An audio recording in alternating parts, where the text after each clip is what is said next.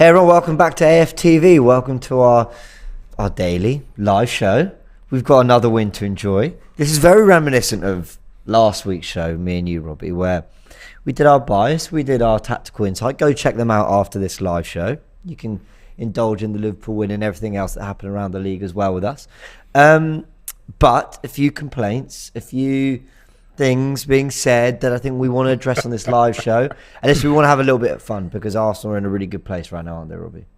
No, listen, I'm absolutely buzzing after yesterday's result. I said last week to you, didn't it, James? I said that for me, this was a bigger test than Tottenham. Agreed. And the reason why I said that was just purely based off of the fact is not that, you know, if you look at the league table, Tottenham are way higher than Liverpool. Tottenham are coming to the Emirates unbeaten as well. So, and the way Tottenham were playing, you'd have thought, you know, that's a tougher game.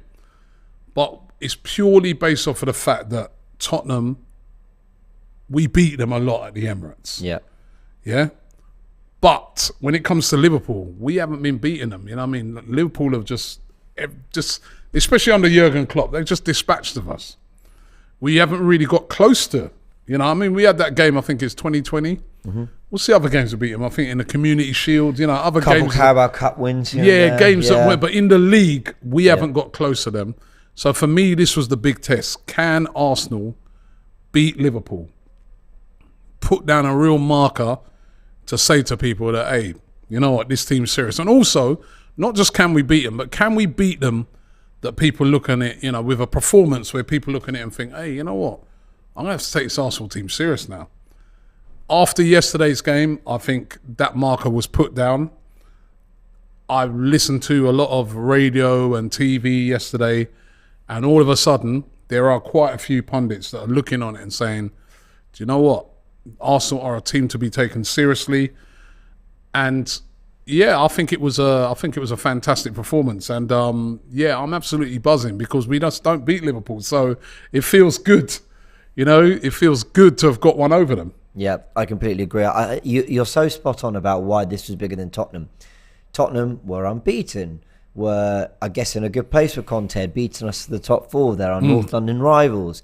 They were closer to us in the table. If they'd beaten us, they'd have leapfrogged us. There's everything to suggest that that was a bigger game, but I'm so with you. It wasn't. It was this one because of that history of Liverpool, because of our history against Jurgen Klopp, because of what Liverpool have done over the last 5-6 years, and the fact that I felt they were always going to raise their performance for this game. I know they've not been great this season, but a bit like I think they will against City this weekend, I felt for this game we were going to see a much better Liverpool, and I think for the first half we definitely did.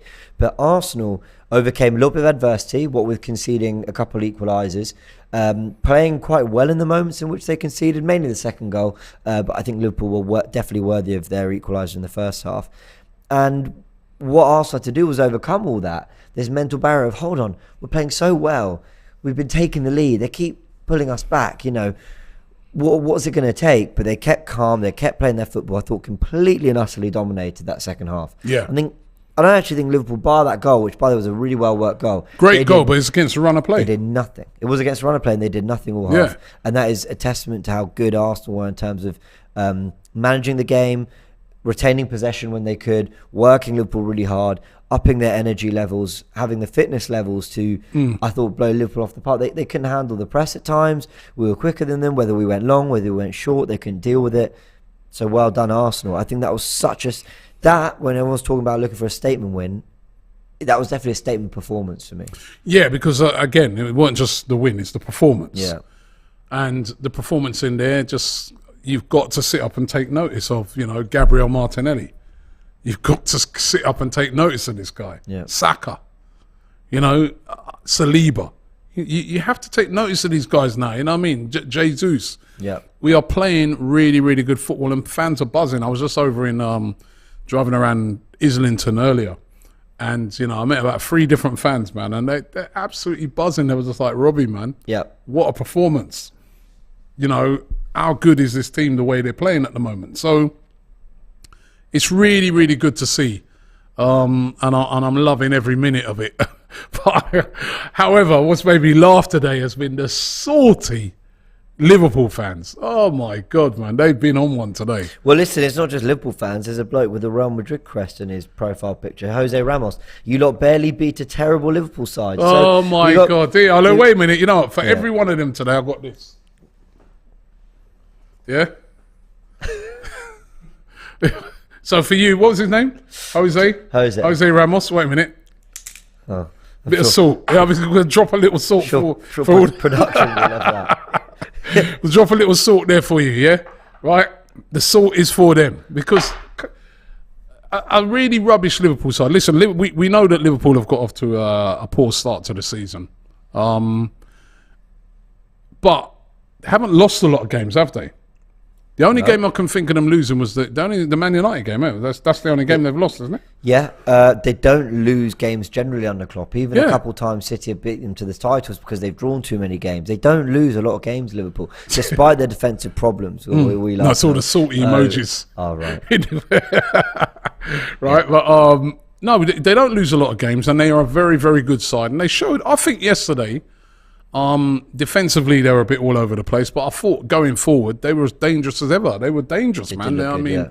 You know, Nunes played well. You know, Firmino, the way he took that goal, the way they moved the ball and popped the ball around. I think they played well. There was a lot of Liverpool fans saying to me that was probably their best performance this season, but they come up against a very good side in Arsenal, and that's why they lost. I think if Arsenal weren't on their A game yesterday, we wouldn't have won that game. I agree. We simply wouldn't have won that game. It was so, because I was looking at the game, I was like, this is two quality teams playing.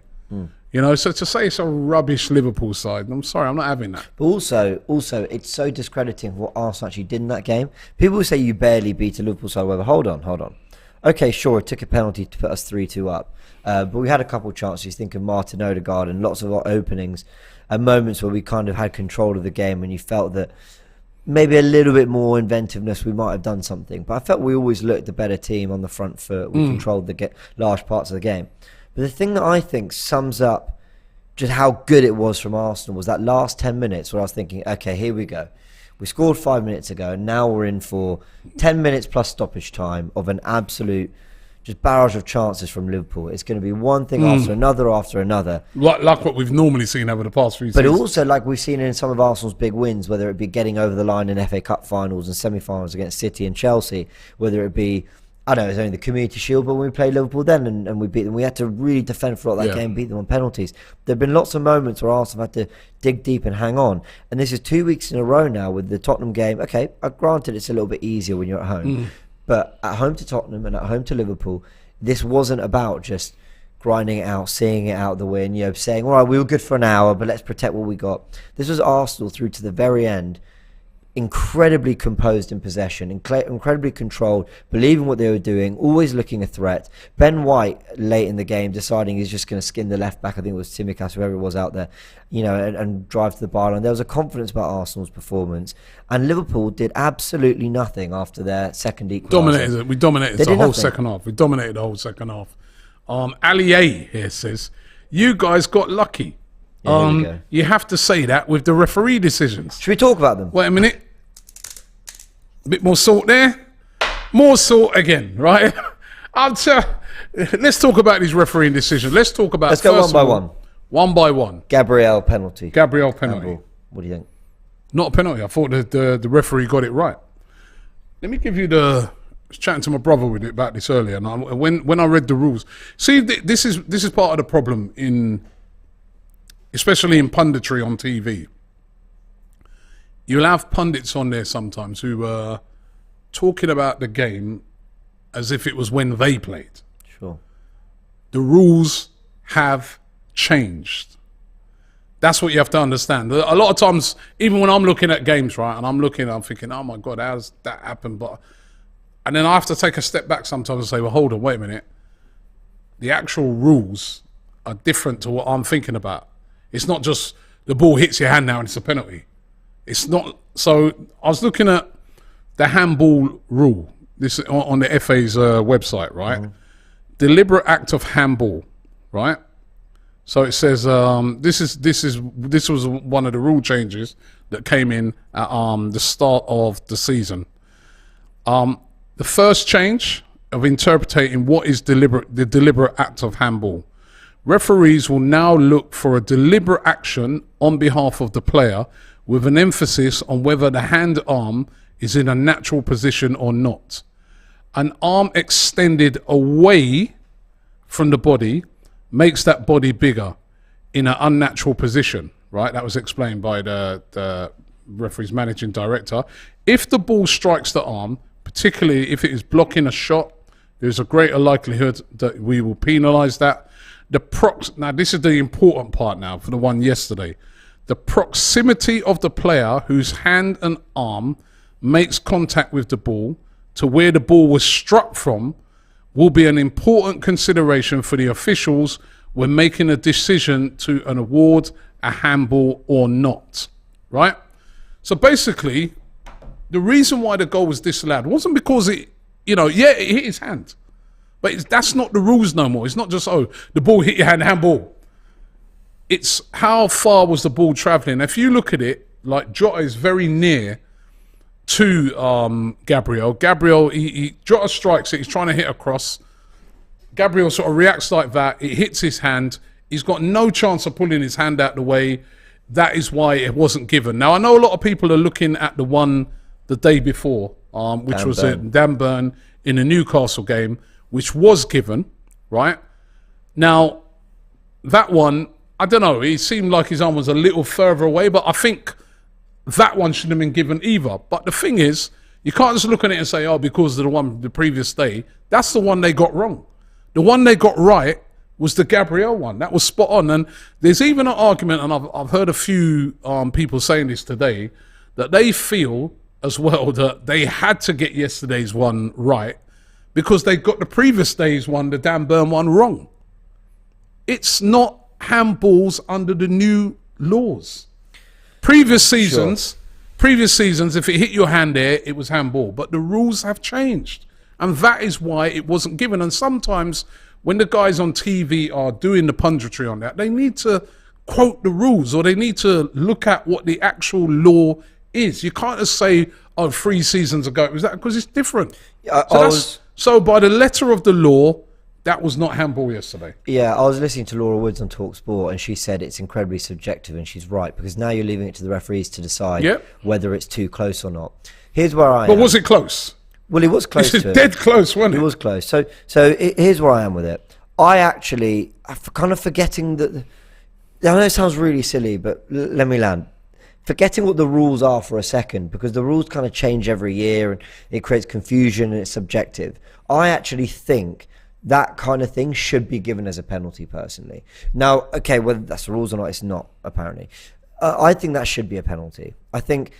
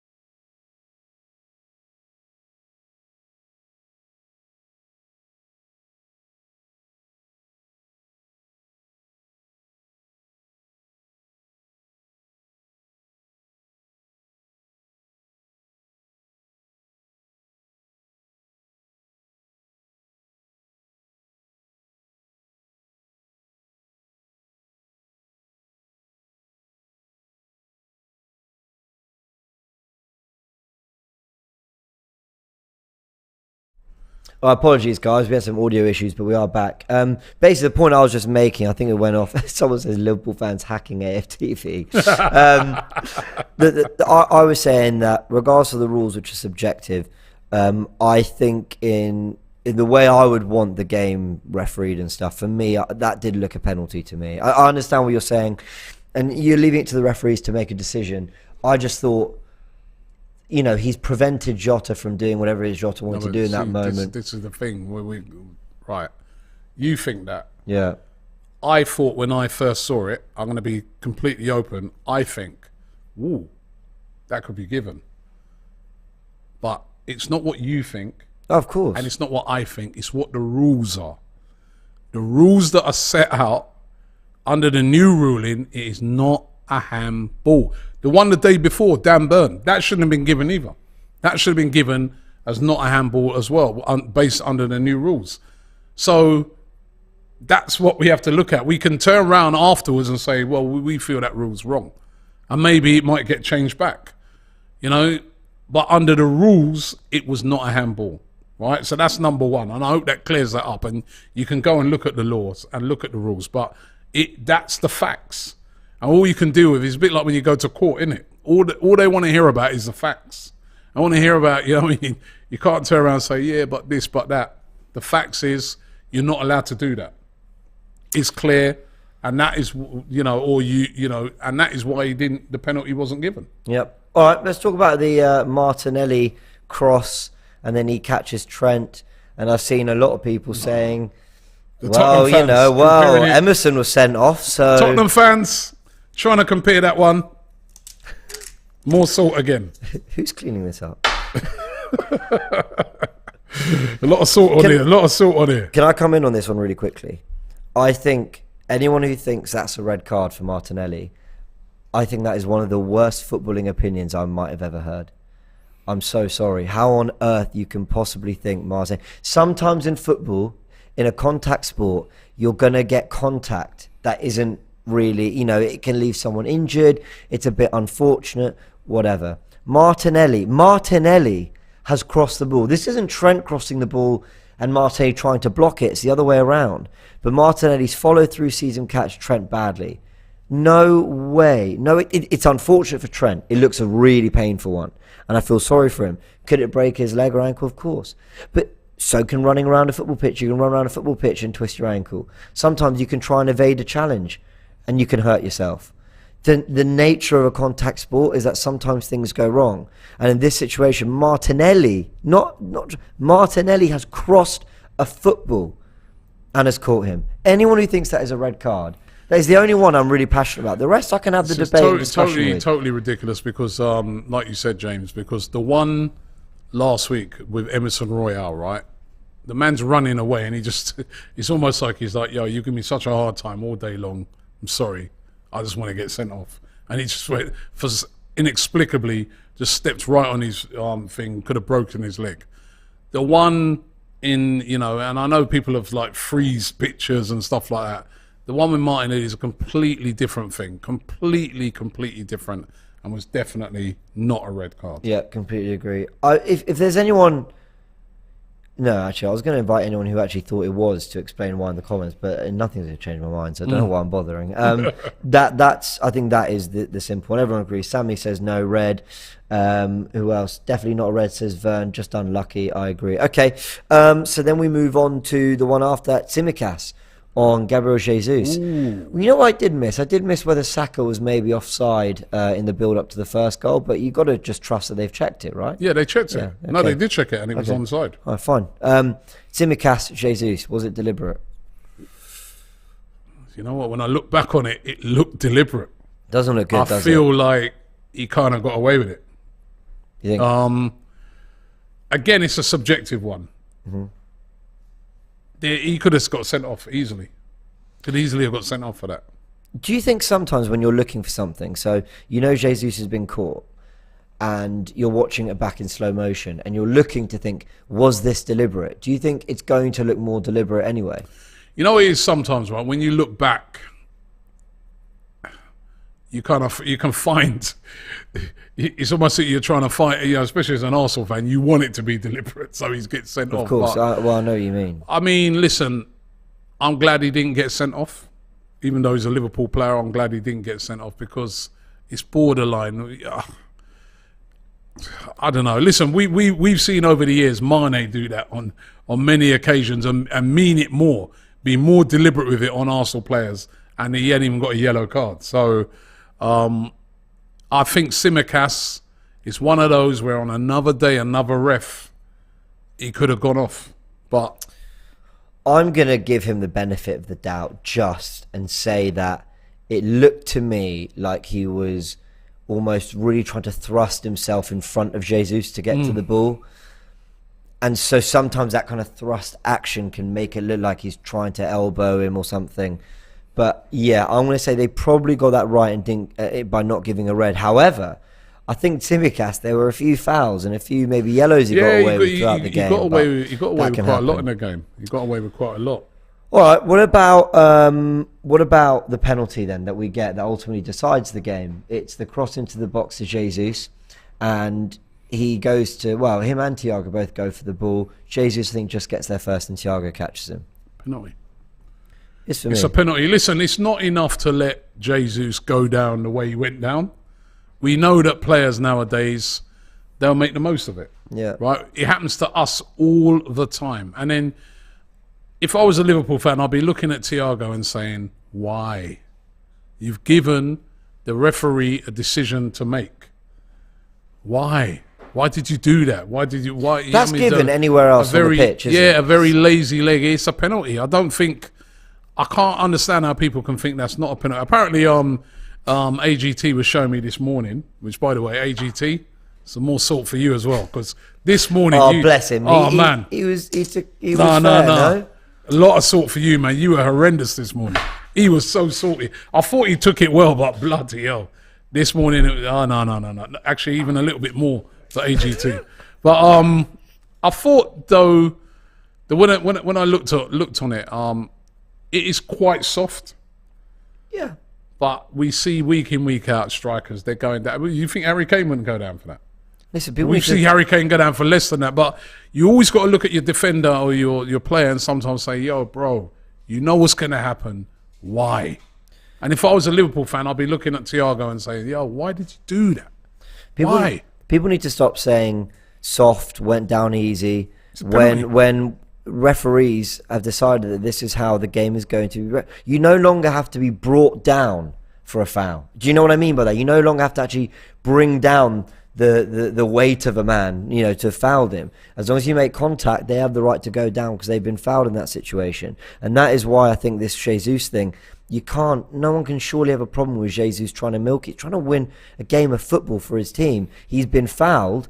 He's going to try and, and milk it a little bit. Where I think it's unacceptable is you go back to Jamie Vardy in the second game of the season at the Emirates, where he point blank dived. That was different. Ramsdale's come out and he has just gone flying out of the way. There was no contact. So he's not exaggerating contact. He's faking contact. That is a very, very different thing. When you're exaggerating it, you're trying to make the referee aware, I've been touched here and you need to make a decision. Yeah. So I have no problem with Jesus doing that. We've had loads of those ones go against us, right? And I don't moan. I look at them and I think to myself, again, I look on it and think back in the day when I used to watch football, that was never a penalty. You'd have to really hack the man down for him to go down, and players are diving and not even diving. Players are feeling that contact and they're making the most of it. But at the end of the day, under the current rules and the current laws, and we've had, as I said, loads of those given against us, that is a penalty. But also, it's very simple. Thiago swung for the ball, didn't get the ball, and kicked. It was a very lazy, sort of thing by Thiago, and he's cost the team with that. He knows it. He knows it. Klopp knows it. The Liverpool fans know it. Nelly says, James is mute for me. Thank God, he's getting more and more annoying. That sort out, mate. There's going to be none left by the end of the show. Right? It didn't feel very natural to me. I'm not one for this kind of thing. But I was trying to look for the comment where this guy was saying, he's going, Liverpool. He goes, is this Liverpool? They were named Liverpool because they always get so many decisions. And as I said, I remember going up to Anfield and Mane elbowing. I can't remember which player it was. Like, literally, he was like in the first few minutes of the game. Yeah, he just went bang. Yeah. Should have been red. Like, full-on elbow, nearly knocked the man's head off. He didn't even get a yellow card. Should we see what people are saying about it? Because there were a lot of comments. Let me just try. Well, look, this one here, Dads. He says, Karma is catching up with Liverpool. Remember all those fouls that got away in the past. They missed the Mane elbow a lot. Do you remember the Trent High one? There's the Trent High boot as well. That was another. Well, I can't remember whether that was a clearance. I can't. Anyway, yeah. And Dune says Nketiah conceded a penalty in the Europa League in a similar fashion to Jesus. Attackers will fall if there's contact in the box. Remember that Jesus? I know he's talking about Nketiah one the other day, wasn't it? The Nketiah one where he was that a Zurich game? I can't remember. What game was it? I cannot remember this example. Dune, let us know what game, but I know the one you're talking about. Ashton says, remember when our goal was disallowed versus Man United? Yeah, that was Odegaard. What was the issue there? That they basically felt Odegaard had fouled him in the build-up. Yeah, listen, and you get some, you lose. That was soft. Yeah, and that was soft. I thought that was very soft, right? Because that was in the build-up, and I thought that one was there, like they're going way back to try and referee the game. Had that happened in the box, and that would have been given. That would have been given. So you know what I mean. And we didn't cry about it, did we? We just thought it was very soft at the time. I think some. I'll be honest. I think some did cry. I remember the Odegaard one when he gave the penalty away at Manchester United. Remember that one? That was very, very soft. Who was it? Was it Ronaldo who went down? Maybe. That was very, very soft. I can't remember it. But I was looked at it. I thought when I looked at it, I'm like, there is contact. You can't do that, Odegaard. This is how I felt. Why? Just back off. You know what I mean? You know what I mean? Even though that's not enough to let the player go down, we know what these rules are like now. This is why I was one of the few Arsenal fans who didn't really have a massive problem with the Son one being given back in May when Cedric went in the back of him, because it looked to me, because for me it looked like Cedric had given the referee a decision to make, and again, soft, but I could see what it was given. I think we just got to accept in football that these soft ones, as long as you've got to ask yourself, can you possibly see why the referee has given it? And if you go, well, I kind of can, well, then don't be surprised if it's given. If you look at it and you go, what on earth have they seen? I cannot see what they're seeing. There is no way. Then you've got a debate to be had there. But you can't look at that Jesus one and say, no, absolutely stonewall, not a penalty. But, that's what you've got to be asking yourself. Monty, what's going on? Monty says, I lost it here. Where's it gone, Monty? He said Harvey Elliott fake contact versus Tierney. I remember that one. I can't remember that one. VJ with another super chat. He says the ref decision is final unless overturned by VAR. We've been eating all those decisions against us over the years. It's time for others to eat those too. Listen, we've had some horrible decisions go against us. Remember, the one that I always remember is the one from last year with Martinelli, where the referee gave him 2 yellow cards. Remember that one? That was appalling. Yeah, talk about making up the rules as you go along. Yeah, Wayne says Graham Souness says that Jesus' penalty was never a penalty. Did anyone show him the penalty that was given against Bellerin versus Chelsea? Listen, again, see, Graham Souness is probably harking back to the days when he played, where, you could lever a man, and you wouldn't get nothing given. The game has changed since. We all know it is a penalty. Come on, it's obvious. When they had match of the day the other night, they all said penalty. They all said, because it was. It is soft. Someone in the comments said, if Salah had done that, you'd be furious. No, Salah dives on furious. Salah does it all the time. If he's exaggerating contact, he does it all the time. You know what as well? I'm sure Graham Souness had no problem with Salah. Graham Souness would be cool with Salah doing it. Salah does that all the time. Salah is one of these players. There are some players out there. I think of Salah. I think of Harry Kane, Richarlison. These guys, they look for the contact. As soon as they feel a little boom, they're down. They're down, right? And then they they basically say to the referee, right, I'm giving you a decision to make. Yeah. Right. Vardy's another one. Jay's not really known as a guy that goes down. There was contact. It was, so... Turkish said it is what it is in the comments. It is what it is, Turkish, man. Daly is, he's just put the word excuses, so I think he's talking about the excuses that people are making. Maximus says, remember David Luiz getting a red card versus Wolves for the slightest of touches? Yeah. I mean, that was one of the most scandalous I've ever seen, but you add to that his one against Chelsea. Do you remember the red card for the pullback on Tammy Abraham? And everyone was saying that was when they just brought in the no double punishment rule.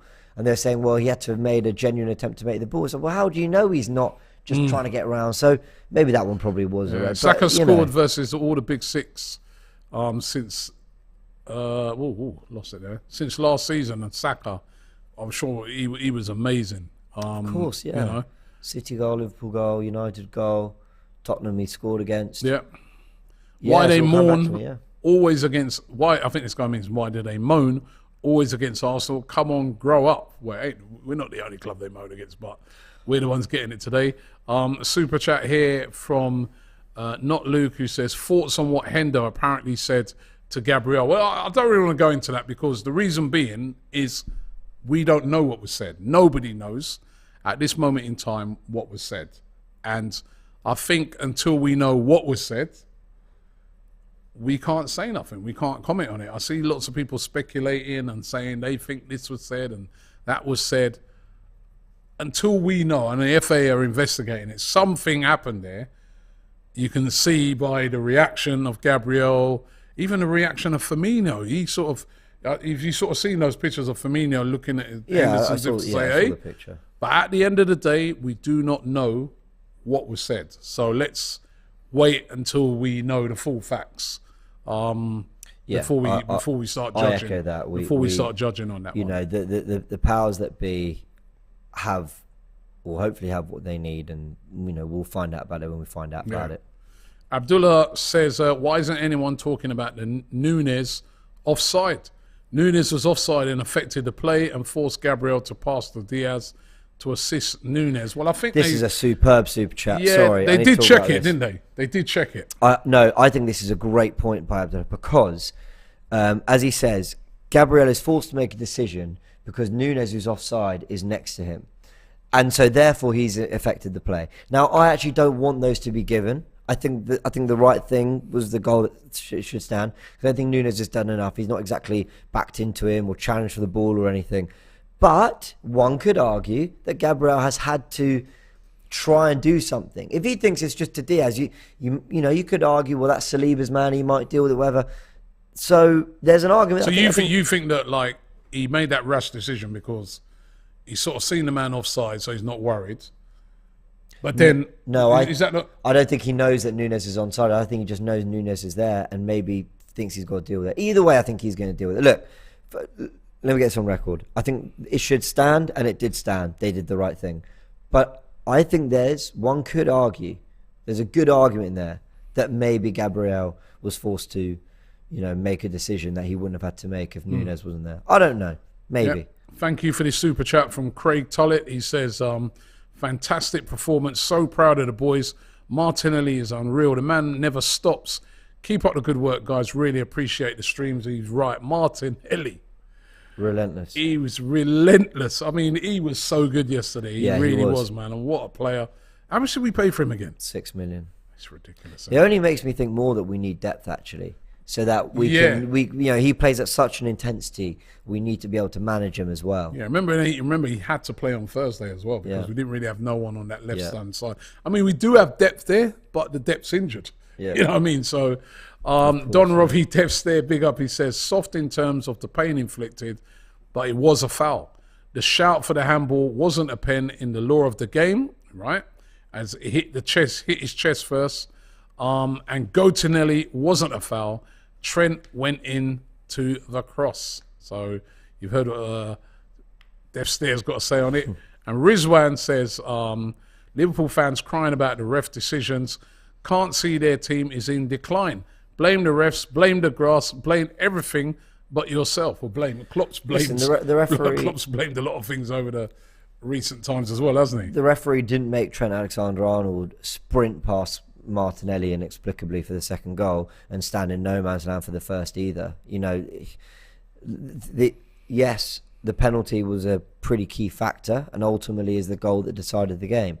But don't act like Arsenal didn't score 2 goals through sheer brilliance on our end, but also really, really woeful defending on Liverpool's end. That would be what's worrying. And I've been watching a few Liverpool fan channels, and in fairness to the ones I've been following, they've all been saying, listen, okay, referees, we have our questions, but some of the defending has been absolutely shambolic, and Arsenal took advantage of that. GR says, Ian Wright said, was never a penalty. I did see what Ian Wright said, that he didn't think it was never a penalty. As I shared in our show earlier, love Ian Wright, the GOAT, right? The Godfather. We love him. We do. But right can be wrong. And in this case, he's wrong. Right? So I would never go on record disagreeing with Ian Wright. So whatever he says, I'll go with. So you think it's never a penalty? No, I think it was. Sorry, Wrighty, man. You're wrong. It's a penalty. For me, it was. But you know, he's. You listen when Ian Wright speaks, you listen. Yeah. But different opinions. Jay says, I'm a Newcastle fan, and the level of objectivity here is horrendous. You guys have basically said that all the decisions were correct. Do better. No, actually, I think the Dan Burn one, I looked at it again today, right? Because it's a bit similar. And I was like, yeah, but Dan Burn, he jumps, he's so high, maybe. But when I looked on it, I'm like, you know what? That shouldn't have been given. That was not a penalty. That shouldn't have been given. Right, but I feel personally, and I've seen this happen a lot with the referees this season, and it's not a good thing. This is not a good thing. They saw that they got that wrong the day before, and they didn't want to get it wrong the next day. So they need to make sure, you know what I mean? Because I think the Dan Burn one shouldn't have been a penalty either. I don't think the Dan Burn one. By the new rules. Nor is the Marcus Rashford handball. Yeah, I don't think that's correct either. There's definitely inconsistency. Then you look at Mikel Antonio's goal that was allowed, but it looked like it might have caught his hand, but Rashford's wasn't. So there's inconsistency all over. Jay, I take issue with what you said, because I actually said that Gabriel, I think it was a penalty, and I said that Tsimikas actually might have got a little bit lucky there. So don't worry, we're not opposed to challenging the officials when needed. Hari says, with another super chat, says Arsenal were class. The better team won. If they want to moan, let them. We have 3 points and they have a big L. When is the Arsenal Forever pods out? Tomorrow. That's out tomorrow? Tomorrow morning we're recording. It will be out a little bit later. All right, Forever Arsenal. Look out for that, guys. Yep, look out for that. Great podcast. VJ says, Arsenal does well and it's like everyone is salted. Right? Another one here from Not Luke. He says, Klopp flirting with Martinelli pre-game just for Martinelli to tear Liverpool a new one is poetic. Yeah. Ty's number one fan says, has anyone spotted Fu Wizzy after the game? He's more delusional than Ty.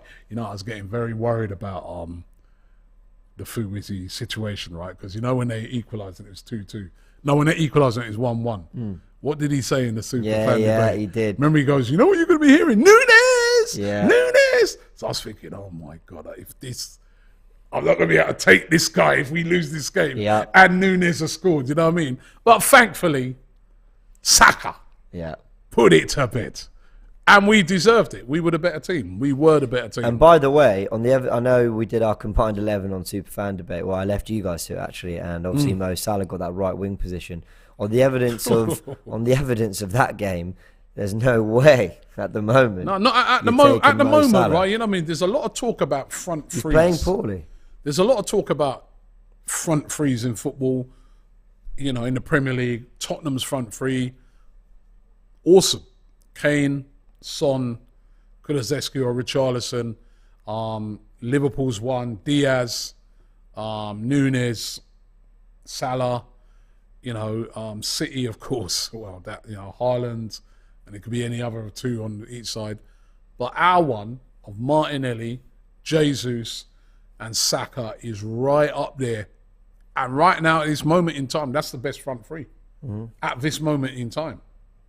Would you say? I don't know, as we're going on form at the moment, I'd say that's the best front three in the Premier League at the moment.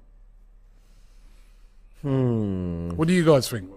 Let us know. It's hard to pin down a front three for City, isn't it? That's why with City, it's I can't pin them because it changes Haaland, sometimes. Foden, is Bernardo? it Grealish? Is it? Yeah, I mean, they're so interchangeable. I think whatever three City put forward is the best, quite frankly. They could put whoever they want forward out of 6 players.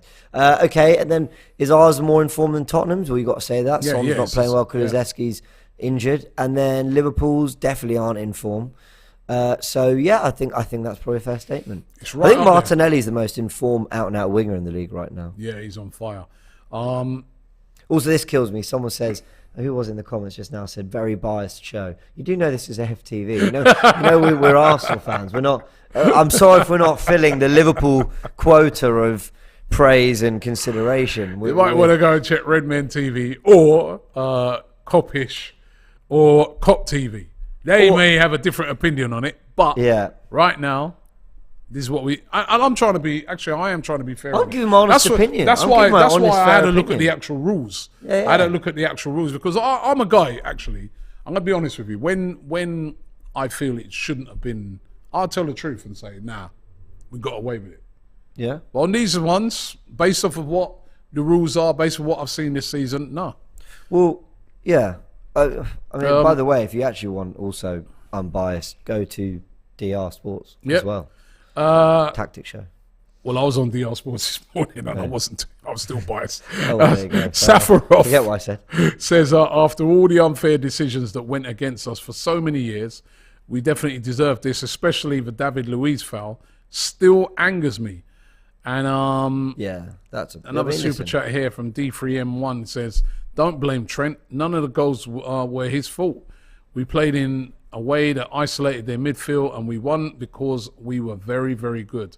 Pen or no pen. No, we deserved to win the game. I think even, Arsenal fans, even Liverpool fans are admitting that, that we deserve to win the game. Chocker again asking for our thoughts on the Henderson-Gabriel situation. Again, we can't comment until we know the facts on that. And I think that's only fair. Big up Shref, always a great contributor on this channel.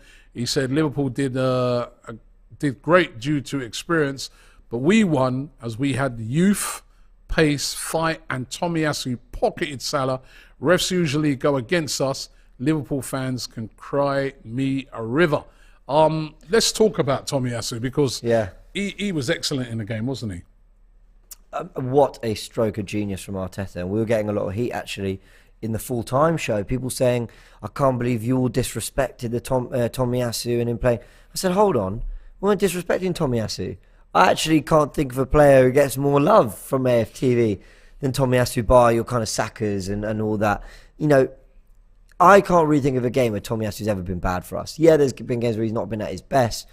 But this is a guy. Those have usually been when he's injured. He's universally loved by the fan base. Do I think there's a few limitations to his game? Sure. I don't think he gets forward as well as Ben White, for example, which is why I wouldn't restore him in that right back position. But Arteta saw an opportunity. We talked about it in the Tactical Insight, which is out now. Graham and I were talking about his right-footed and two-footed nature, but mainly his right-footed nature to do with Salah's cutting inside. His ability to play in central areas, having been a centre-back, playing in the back three and all that. But also there were one or two times where he did overlap and give us some width if needed. He is such a complete player. Salah had absolutely nothing on him. Our left-hand side was so good that Klopp hooked Trent, Salah and Matip. He took them all off. By the end, it was Henderson who was having to play on the right wing. They had to switch formations. They had to bring Fabinho in because they were losing that battle. They couldn't live with us, and a big part of it was because White, Partey and Tomiyasu, especially in that second half, completely just locked off. It was just a shield in front of Gabriel and Saliba, and they couldn't deal with it. And it was an absolute masterclass from Arteta. And I don't say that lightly. This is our 8th win in 9 Premier League games. And I wasn't after every win going, Arteta masterclass, Arteta masterclass. Even last week, it wasn't Arteta masterclass. We went out and did our thing, and he coached us brilliantly. We won. This time it was, because there's a very clear thing he changed in the way we played and the personnel he used, and it completely stopped one of Liverpool's greatest threats. Yeah, no. And like you could see it in the game that every time Salah tried to cut inside, Tomiyasu just said, thank you very much. Yep. Easy. Also won every header hit out diagonally, every single one. I thought he had an amazing game yesterday, Tomiyasu, and it was a masterclass by Mikel Arteta. We've got to give him credit because I know a lot of these people will be wise after, but when I saw the team come out and I saw Tomiyasu, I was like, hey, why? And the only reason I didn't lose it or nothing about the decision because I know how good Tomiyasu is. So I'm just like, all right, well, listen, we're going to have to go with this one, but I hope it works because why is Kieran Tierney not playing? You know what I mean? But as it turned out, I'm going to really give it up to, again, like what you just said to Mikel Arteta because it was perfect. Tomiyasu won everything. And you know what? Also, why this weren't this little fluke thing by Mikel Arteta is because he did it on Thursday. He switched, remember, he switched Tomiyasu later in the game over to that left-hand side, almost like a little tester. Yep. To say, I've got a little thought about Sunday, Tommy has to go and play over there. What we've been working on, man. Let's try it. We're winning the game now. We're pretty comfortable. Go and try that. We're at the Emirates. Go and try that for the lot. So he sort of tried it out. He gave brilliant tactically by Mikel Arteta. Yeah, nailed it. He really is starting to, really he started to get those big decisions right. Yeah. He started. Tierney was brilliant at Brentford, but he went for Zinchenko in the North London derby. We won. Zinchenko is very good. He got that one right. He's got this Tomiyasu one right as well. These big decisions. For example, okay, I guess he had no choice but to start Fabio Vieira when Odegaard got injured for Brentford, but he backed his man, he went out and performed. A lot of these big decisions are starting to come his way, like Definitely. Persisting with White at right back as well, so well played to him. Yeah, let me get through some more super chats here. This one coming from Dave Jordan, who says, Tommy at left back was to win the aerial duels from Virgil van Dijk's long pass, which he did all day long. Abdullah says, I disagree with you, James. If you're in an offside position and you're an inactive player, forcing a defender to make a mistake, that makes you active 100% offside, he says. I think that's a fair point. I mean, I'm unsure, but I see what you're saying. Daz says, Robbie, when are you going to start talking about dropping Gabriel? He's the reason we won't achieve much this season. James is being very edgy today. Relax. Are you being edgy? This is my saltiness, not you. I'm the salty one here. We do not. No. Let me defend Gabriel right now, right? I know he's had a few little shaky moments in the past few games, right? But dropping him, no chance. Not right now. Remember the second goal. He's dummy. On that, he got right upfield, which was brilliant. Really brave of him to drive right, continue his run upfield, and then that dummy he did made the goal. Yeah, I mean, listen, we can always talk about a mistake that a player's made, but what about when they redeem themselves? What about when they don't just fold because of that mistake and they go and do something that actually redeems that mistake? You know what I mean? No, Gabriel for me is an integral part of the team. He has made some mistakes that he needs to get some of those mistakes out of his game, but I still believe in this guy. I love the partnership between him and Saliba. I think it's a brilliant partnership. And listen, nobody has the perfect game. Remember in that game, Saliba could have given away an own goal had it not been for a great save by Ramsdale. So would we have been then, And somebody was saying to me yesterday, they go, Robbie, do you think that sometimes we're overly harsh on Gabriel because Saliba's so good this season? There is a little bit of that. Saliba wasn't perfect yesterday. I thought, but I did think he played well, though. He played very well. He played very well. But I mean, we do this thing. It's take that first goal, right? The Núñez one. Yeah, Gabriel, gets that wrong. I would argue that maybe Saliba should do a little bit better in cutting the cross from Diaz. I don't think that's great. And then Jota just kind of rolls it past, and Gabriel's not there to cut across on the Firmino equaliser either. So I don't think either were amazing. I think Saliba, I agree, was the better of the two. But you've got to respect Gabriel for making mistakes in both first halves against Tottenham and Liverpool, coming out in the second and having a near faultless second half in both games. So he's got to improve. Listen, he's got character, and he scores goals. By the way, guys, come on. He scores goals. Yesterday, that dummy was brilliant. He's a reliable player for this team. Remember, he played during the week the full 90 on the Bodo Glimt game as well. This guy is a very, very important player, and just because I don't like what's going on. I don't like what's going on. All of a sudden now, Saliba. We all love Saliba. I think Saliba's been possibly the best centre-back that I've seen so far in the league this season, and that's just not me talking him up. He's been excellent. He's got to maintain it over a season, but he's been excellent. Well, but let's not disrespect. Yeah. Let's not disrespect William Saliba. Abodi says James is super harsh on Saliba on the first goal. I mean, look, I'm not saying it's a mistake. I just think ideally, does it go through his legs or under him or something?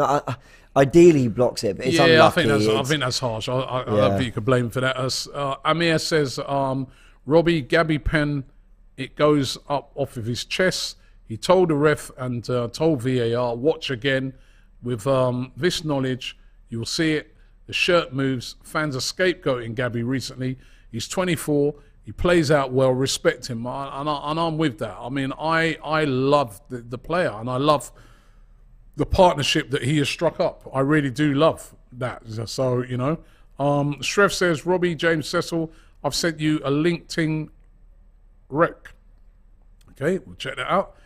I barely use LinkedIn. I'll have a look, actually. Don Robbie Death Stare says, Robbie, scrap the football chat and talk building surveying to me. Started insurance broking and work in that stuff, and they told me to speak to you. Don't speak to me.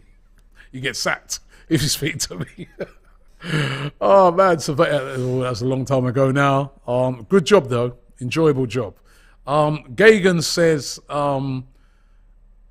who plays on Thursday? Not Martinelli for sure. Now, this is going to be, you know, we're going to be looking at this possibly tomorrow morning. We're doing our preview to the game. And by the way, don't forget, AFTV are going to be over there in Norway this week. We're at the Bodo Glimt game, right? So it's going to be really, really interesting. But this is an interesting one. You know, what Gagan says there. Who's going to start in that game? We've got Leeds away at the weekend. Bodo Glimt play on an artificial pitch. Yeah. I mean, I want to leave it for when we're doing the preview and that, but he's got a selection headache on his hand, doesn't he? I don't even want to see Gabriel play. I think this will be, when that show comes out, I think it'll make some fascinating discussion, because it'll basically be about how quickly he wants to wrap up that qualification and get it done. So maybe worth looking at the fixture list, actually, to see who's in and around those tougher European games. Rizwan says, and that's the other thing, drop him for who? When you're talking about dropping Gabby. No, keep him in. Rizwan said, Robbie, I beg you, please, in your next combined 11, don't let anyone ever disrespect Ben White, Xhaka or Martinelli again. We are top. Our 11 is elite. And Ben White, I thought yesterday, was brilliant. Unbelievable. Brilliant. He was absolutely superb. Yep. Honest Arsenal fan says, with another super chat, says, your job as a defender is to defend, not to do dummies. All right, you shouldn't have done the dummy yesterday. We don't get the goal. Yeah, cool. Right. Gabriel has been making mistakes at the same rate as Mustafi. They're talking about Gabriel. Yeah. Sorry, for some reason I thought they were talking about Are you about comparing Gabriel to Mustafi? Oh, my God, man.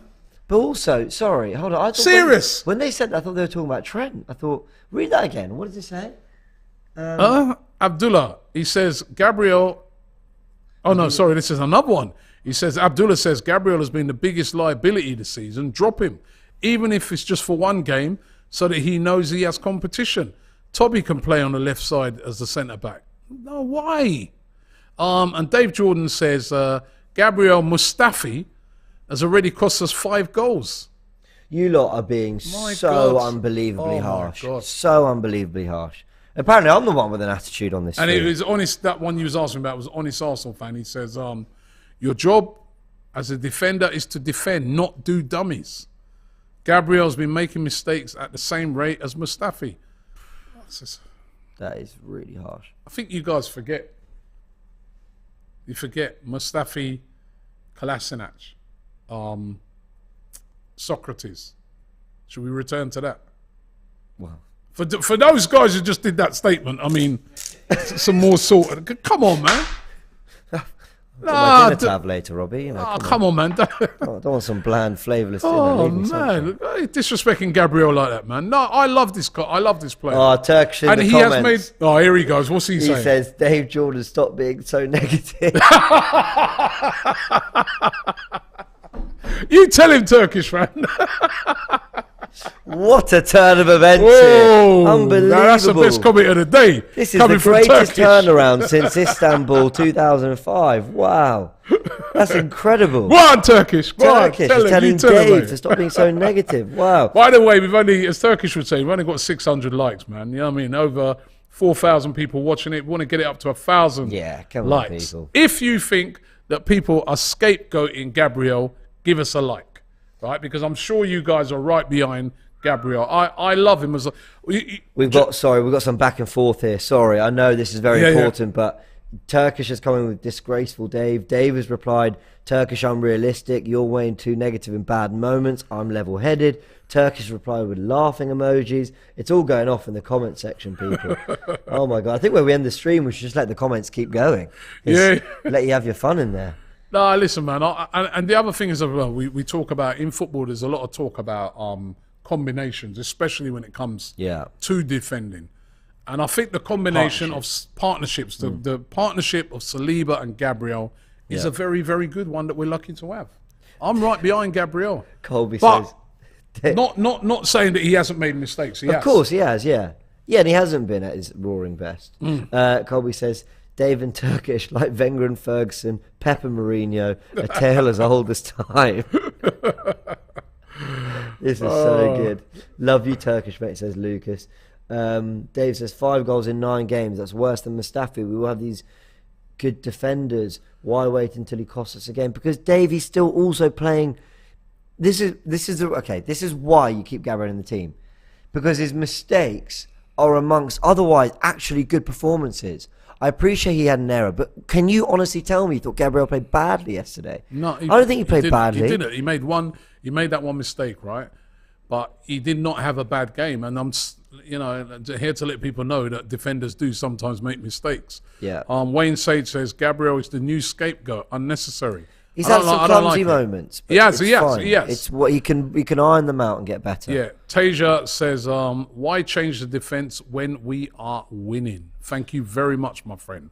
That is it. And only the truth says only the truth. Right? But that guy's so right, Tasia. Why change a team when we're winning? Yep. Why? I mean, come on. Unless it's to bring in Tomiyasu at left back, in which case fair play. So Dave says, so is that the level? As long as you don't drop a disaster class and only cost us 1 goal every other game, we can still play. Tommy sat on the bench while he's playing like his laces are tied together. Dave, you're entitled to your opinion, mate. And I'm not disagreeing with you that he hasn't made quite more errors, certainly way more errors than I'd have expected him to this season. But he's also playing very well. He also won us the game. Well, maybe not very well. He's playing well. He won us the game against Fulham. It's his goal. Here we are, all being happy about the fact... Just defend. Don't score goals. We're ahead of City now, right? How many points? One point? One. Okay, we're behind City if it's not for Gabriel's goal. So we can all sit here and say... And focus on the bad moments everyone has. Should we focus on every chance Jesus has missed? Or should we also focus on the good things he's done, which is what we are doing. Exactly. When you're in defence, your mistakes are highlighted. When you're in goal, your mistakes are highlighted because they're so crucial. If a striker misses chance after chance, as long as they bury the next one, it doesn't matter anymore. So you've got to go easier on defenders and deeper players when they make errors. Gabriel will iron it out. He's playing well. Leave him alone. He's playing well. Jack Davis says Gabriel is an elite player. Blaming everything on him is a lazy argument. Saliba stepped out and opened the pass to Firmino for the second goal, but not a word on that from anyone. Both defenders are elite. Here, I agree with that. And Shref says fans are forgetting what Gabby M has done. Was the first defence in the new regime who put in a solid performances. Just mistakes, no negativity, guys. And that's true. When he first come in, everyone was raving about him. Right? And it's almost like, as I said, I think because Saliba's come in and Saliba's been that good, people are just picking on him. He has made mistakes. He has. Listen, we can't deny it. He's made some clumsy errors in a few games that he needs to iron out. But in no way am I saying to myself, drop him. Because he's also done a lot of good things and he's a very combative player that I enjoy watching. Yep. So in no way am I saying to drop this guy. You know? Ramsdale wasn't in amazing form, 1-2 months ago, but okay, fair enough. You're not looking for... We don't know enough about Turner. We don't think he's going to be at that same level. But the point is, he played his way into good form. So you've got to stick with your guys sometimes. Honest Arsenal fan, says, I am a fan of Gabriel. He was good for us last season. Just because we've been winning, seems like people forget that we haven't kept a clean sheet at home. But what, is every one of those Gabriel's fault? Exactly. I mean, the Fulham one was definitely his fault. But exactly. Yeah, but not every one. Not every one of them is his fault. Exactly. And as I said, this is a great team player. He played...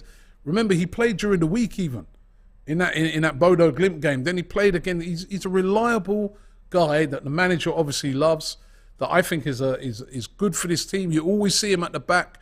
He's always encouraging. He's always vocal.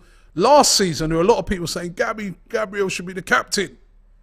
He should be the captain of the team. I'm making the captain. Now, all of a sudden, he's had 1 or 2 bad games, drop him. Not when they're not even in bad games, bad moments in games, people are saying to drop him. I disagree with that. I mean, I'm with you. There are times when you've got to back your player, right? If a player's consistently, week in, week out, having a poor game, you have to pull him out. But he's not been having a poor game. He's had some moments where I'm sure, remember, you know, I'm sure they're getting him into that little room, you know, in the All or Nothing documentary. They get him into that little cinema room. Yeah. And say, Gabriel, you know. Yeah.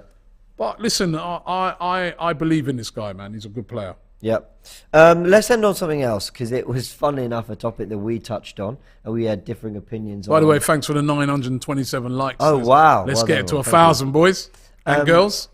On the Starting 11 show, we obviously had to discuss the Aubameyang video that came out. Yes. And he's come out and responded. So, for context, if anyone hasn't seen the video, I'm paraphrasing massively here, but a video emerged on the day that we were playing Liverpool of him saying that Arteta can't handle big characters. Someone put Ozil to him as one of them. He sort of nodded along. He talked about how he needs younger players because younger players don't say anything and they keep quiet, basically. Now, and you were losing it about it. Losing it to a bit extreme. Ooh. I wasn't happy. You came in here, you were mad, and I was like, I really wasn't happy. I thought it was disrespectful to the younger players. You had an argument with the missus or something. But, I mean, it turned out it was this. Well, I used to love Aubameyang. I feel betrayed. No, look, we spoke about it on Starting 11. I think the point we want to raise in this show is that he said he has tweeted, actually, I'm aware that there is a video out that was recorded just after I arrived at Barcelona. Now, that is crucial context, I think. At the time, I still had a lot of bad feelings in me. Arsenal are doing great things this season. I wish my old guys well, just not on November 6th, which I assume is when we're playing. That's when we're playing Chelsea, yeah. Now full focus on tomorrow with a blue circle emoji. Yeah, look, that kind of clears it. You know what I mean? I didn't realise. Again, I didn't realise it was like 7-8 months ago. Yeah, you know what I mean? You look on it and you think to yourself, that happened yesterday. And, you know, thinking about it, if that happened when he joined Barcelona, emotions must have been a bit raw.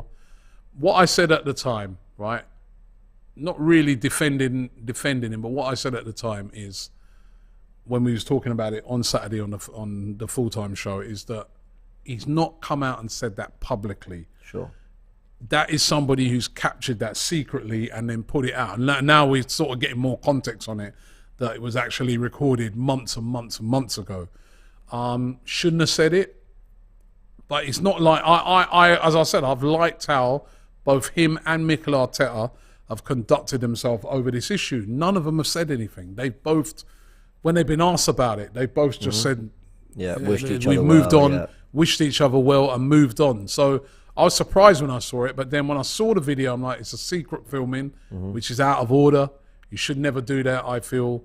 Make a secret recording of someone saying something, because, you know, we can all be upset about something and say stuff that probably afterwards we regret. So I'm glad in a way that he's cleared that up.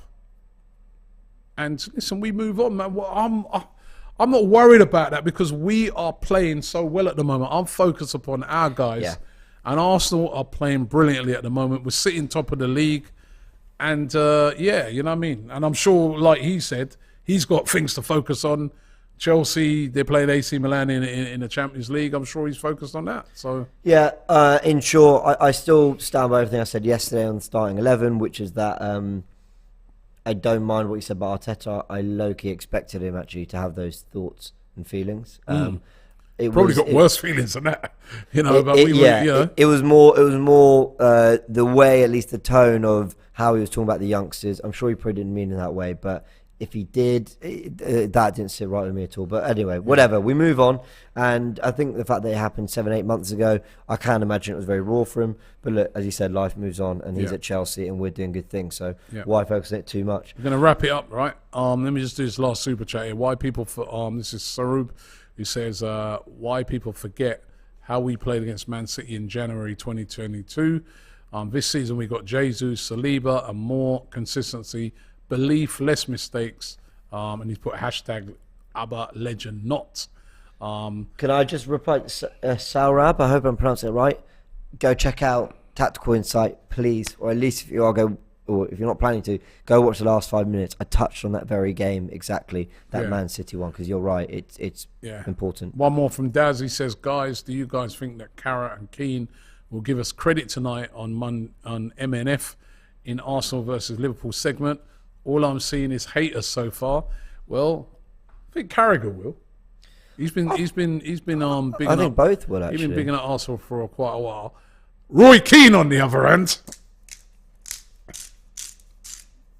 I think he might be a bit salty about it. No, he's not even said anything yet. I know. That's a lot of stuff. I just know Roy Keane. No. Roy Keane. Let's see. It don't. You know what? It don't matter. I want them to say that Arsenal got no chance. I want us to stay under the radar. So hopefully, we can just be like what Leicester did that time, when they were just under the radar. People are like, they got no chance. That got to Christmas, still got no chance. New Year came, they're going to fall away, and they went on to win the league. My dream is that we do the same sort of thing. Dave is going to round off the show. The final comment, he says, "Good show, James. That's a really good point, Bayliss and the Don." So, yeah, I do say that a lot. But thank you. Well, thank you, everyone. A little bit. Oh, my God. Used up a lot of salt here today. But listen, all Arsenal fans, lap it up, man. We are playing very, very well. And let me say something to all Arsenal fans out there. When other fans are being salty, you're doing something good. Very true. We'll end it there. Many thanks.